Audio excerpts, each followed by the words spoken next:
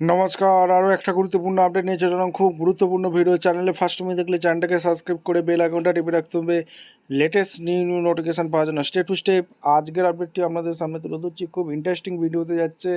আশা দিদিদের নিয়ে আজকে কথা বলবো। আশা দিদিদের নিয়ে কথা বলবো। আশা কর্মীদের যে বর্ধিত 1000 টাকা বেতন বৃদ্ধি হয়েছিল বাজেটে তৃণমূল সরকারের আমলে, সেই টাকাটা কি দেবে? কারণ নতুন সরকার এলো, বাংলায় পরিবর্তন হলো, বিজেপি সরকার ক্ষমতায় এসছে। বর্ধিত 1000 টাকাটা কি দেবে? টাকাটা কবে দেবে বা কাদের কাদের ঢুকেছে আপনারা অবশ্যই কমেন্ট করে জানাবেন।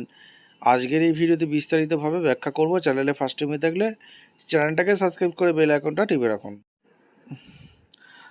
দেখুন, আজকে কথা বলবো আশা দিদিদের নিয়ে। আশা দিদিরা অনেক পরিশ্রম করেন। তাদের এই যে মমতা বন্দ্যোপাধ্যায়ের সরকার গত ফেব্রুয়ারি মাসে 2026 অন্তর্বর্তী বাজেট যারা হয়েছিল, আশা কর্মীদের জন্য যে 1000 টাকা ভাতা বৃদ্ধি ঘোষণা করেছিল, যা 2026 সালের এপ্রিল মাস থেকে কার্যকর হওয়ার কথা ছিল।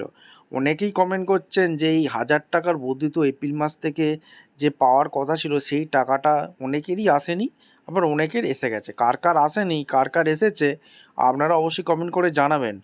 নতুন সরকার কি তা বাতিল করার কোনো ঘোষণা কিন্তু দেয়নি। অর্থাৎ নতুন সরকার, শুভেন্দু অধিকারী মহাশয় মুখ্যমন্ত্রী, কোনো বাতিল করার কোনো বিজ্ঞপ্তি দেয়নি। ঠিক আছে, ভয় পাওয়ার কোনো দরকার নেই। 1000 টাকা বর্ধিত বেতন ঢুকবে।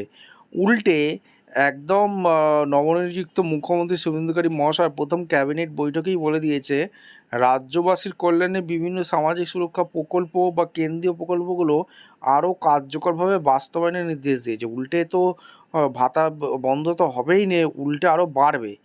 বর্তমান অবস্থা, বেতন বৃদ্ধি খুঁটিনাটি কী হয়ে আপডেটে আসছে আপনাদের সামনে তুলে ধরছি। সরকার পরিবর্তন যেহেতু হয়ে গেছে, গত 9 মে 2026 তারিখে কলকাতা ব্রিগেড প্যারেড গ্রাউন্ডে শুভেন্দু অধিকারী মহাশয় পশ্চিমবঙ্গের প্রথম বিজেপি মুখ্যমন্ত্রী হিসাবে শপথ নিয়েছেন। ভাতা বৃদ্ধির তারিখ আগের সরকার এই 1000 টাকা বৃদ্ধি ঘোষণা করেছিল, যা 1 এপ্রিল 2026 থেকে কার্যকর হওয়ার কথা ছিল। অর্থাৎ এপ্রিল মাসে বেতন ভাতা থেকে বর্ধিত এই টাকা যোগ হওয়ার কথা। নতুন সরকারের অবস্থা, নতুন সরকার আগের সরকারের অনেক জনকল্যাণমূলক প্রকল্প চালিয়ে যাওয়ার সিদ্ধান্ত নিয়ে নিচ্ছে।